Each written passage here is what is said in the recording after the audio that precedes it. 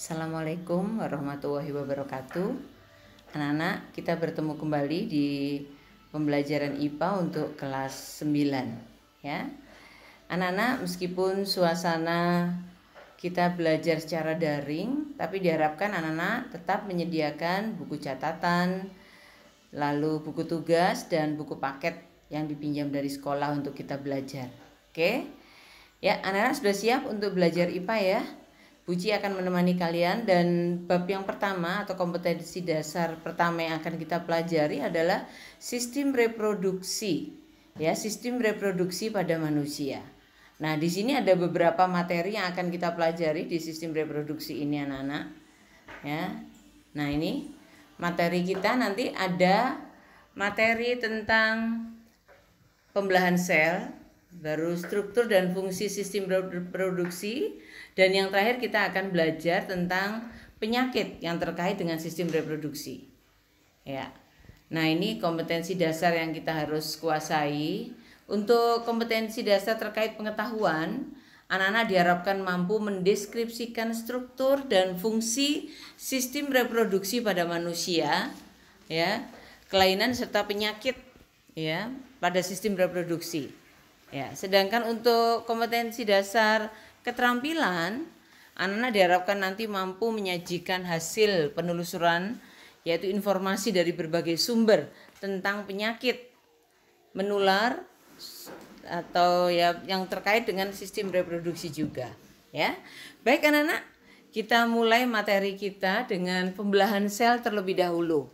Sebelumnya, Bu Uci ingin mengingatkan kembali untuk materi sel. Kalian sudah pernah belajar waktu di kelas 7. Sel ya, ciri-ciri sel. Yang paling utama sel hewan dan sel tumbuhan. Ternyata sel hewan dan sel tumbuhan itu tidak sama. Ya, berbeda. Sedangkan sel manusia termasuk dengan sel hewan sama, ya. Nah, perbedaan sel hewan dan sel tumbuhan masih ingat? Ya, salah satunya yaitu kalau tumbuhan memiliki dinding sel. Ya, kalau sel hewan tidak memiliki dinding sel. Nah, ya. Oke, itu perlu diingat kembali. Nah, masih ingat ini juga anak-anak? Sel adalah yang terkecil dari makhluk hidup. Ya. Kumpulan dari sel akan membentuk apa ini? Membentuk jaringan. Ya, bagus. Nah, jaringan-jaringan akan membentuk sebuah organ. Sedangkan organ akan membentuk sistem organ. Kumpulan sistem organ akan membentuk suatu organisme atau manusia itu sendiri. Ya, siapa yang masih ingat bisa memberikan contoh sistem organ? Ya, yang termasuk sistem organ adalah sistem pencernaan, sistem ekskresi. Ya, masih ingat semua ya? Oke, anak-anak, kita lanjutkan. Nah, itu tadi bagian yang kalian pernah pelajari mengenai sel itu sendiri. Ya. Nah, sekarang, kenapa sih sel itu perlu membelah? Ya. Nah, ternyata dalam kehidupan kita, sel itu ternyata perlu membelah karena yang pertama untuk pertumbuhan. Ya. Orang dari kecil bisa menjadi besar. Berarti karena adanya pembelahan sel. Ya, selnya semakin banyak. Ya, mengalami pembelahan sel sehingga dia bisa tumbuh. Yang kedua, sel melakukan pembelahan untuk perbaikan. Misalkan ada sel-sel yang rusak dalam tubuh kita, maka perlu ada yang baru. Ya, sehingga kita sehat kembali. Ya, itu namanya perlu perbaikan. Dan yang ketiga, perlu membelah sel itu dikarenakan adanya proses reproduksi. Ya. Nah, ini sekarang kita mempelajari pembelahan sel. Pembelahan sel ternyata ada 3 macam, amitosis, mitosis, dan meiosis anak-anak. Kita lihat bagaimana yang amitosis. Amitosis seperti ini. Amitosis ini biasanya terjadi pada bakteri, makhluk hidup bersel satu ya. Terjadi pembelahan amitosis atau pembelahan biner. Jadi kita lihat di situ sebuah sel langsung saja membelah secara otomatis menjadi 2. Ya. Oke. Nah, sedangkan mitosis dan meiosis seperti ini kita lihat. Masing-masing mengalami beberapa tahap atau fase. Ya, kita lihat yang mitosis. Mitosis itu mengalami fase profase, metafase, anafase, telofase.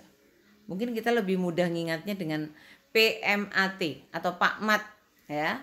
Urutannya itu harus profase dulu, metafase, anafase, baru telofase. Sedangkan untuk meiosis dengan fase yang sama dengan mitosis hanya mengalami 2 kali fase. Kita lihat pada meiosis ada profase 1, metafase 1, anafase 1, telofase 1. Lalu mengalami profase 2, metafase 2, anafase 2 dan telofase 2. Ya. Nah, kita lihat ini pembelahan mitosis dan meiosis meskipun fasenya sama tetapi ada yang berbeda ya. Jadi meiosis mengalami 2 kali perubahan fasenya. Ya.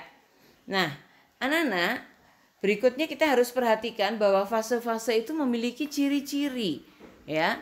Tadi kan fasenya ada 4 fase, Pak Mat. Ya, profase, metafase, anafase, telofase. Profase itu ciri-cirinya bahwa inti sel itu mulai rusak. Ya, sehingga kromosom itu akan keluar, akan lepas dari inti sel. Sedangkan fase berikutnya, metafase, kita lihat di situ kromosom itu mulai berjajar pada bidang ekuator atau bidang pembelahan. Kromosom itu yang ada di tengah yang diberi warna ungu. Ya. Sedangkan pada fase anafase, kromatid itu akan menuju ke kutub, ya, kutub yang berlawanan. Jadi akan membelah, akan menuju kutub yang berlawanan. Itu kita lihat sudah ada terbagi menjadi 2 kanan dan kiri. Dan yang terakhir, fase terakhir, telofase, kita lihat sudah menjadi sel-sel yang baru, sudah membelah menjadi 2 bagian. Ya, sudah membran intinya mulai kembali bergabung ya, kromosom mulai merenggang lagi, jadi mulai muncul 2 sel yang baru. Nah, itu tadi anak-anak fase-fase yang terdapat pada meiosis dan mitosis. Berarti dari kegiatan kita ini bisa kita simpulkan perbedaan mitosis dan meiosis selain jumlah fasenya. Ternyata tujuannya berbeda untuk mitosis dan meiosis. Kalau mitosis biasanya digunakan untuk pertumbuhan atau perkembangan. Ya. Karena mitosis ini terjadinya pada sel-sel tubuh, ya, berbeda dengan meiosis. Jadi mitosis ini terjadinya pada sel tubuh atau sel somatis. Kalau meiosis ini tujuannya untuk reproduksi, ya, karena yang mengalami meiosis ini sel kelamin atau sel gamet anak-anak, ya. Oke, yang membedakan lagi kromosomnya. Kalau mitosis itu autosom, kalau meiosis gonosom.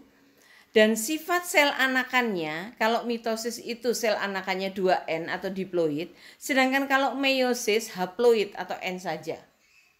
Ya, anak-anak yang namanya sel tubuh atau sel somatis contohnya adalah rambut, kulit gitu ya. Jadi kalau mitosis itu terjadi pada sel-sel rambut, sel-sel kulit gitu. Jadi memungkinkan diploid 2N. Jadi bisa kan rambut kita kadang bisa keriting atau lurus, bisa ya. Tapi kalau meiosis ini terjadi pada sel kelamin. Sel kelamin ini sifatnya nanti haploid, N saja. Nggak mungkin orang jenis kelaminnya laki-laki dan perempuan kan enggak ya. Jadi harus salah satu, N saja. Laki-laki atau perempuan. Ya, itu yang membedakan. Jadi kalau mitosis terjadinya pada sel tubuh, sedangkan meiosis pada sel kelamin. Oke, anak-anak? Nah, kita nanti akan belajar lebih lanjut mengenai meiosis. Ini terjadinya meiosis tadi kan pada alat reproduksi ya. Ini di sini bagaimana sel sperma tadi dihasilkan lalu membelah sehingga jumlahnya bisa membanyak ya. Ini akan kita pelajari lebih dalam setelah kalian akan mempelajari organ reproduksi pada pria. Nah, ini ya prosesnya terjadinya sperma. Nah, sedangkan ini proses terbentuknya sel telur ya. Kita juga akan pelajari setelah kita mempelajari organ reproduksi pada wanita. Ya, baik anak-anak, beberapa penjelasan Bu Uci tentang pembelahan sel tadi mudah-mudahan bisa dipahami. Setelah ini kalian mencoba mengerjakan kuis tentang pembelahan sel ya. Ya, kalian akan mengerjakan lalu dikirim di LJK yang telah Bu Uci sediakan. Oke. Baik anak-anak, saya akhiri. Terima kasih. Assalamualaikum warahmatullahi wabarakatuh.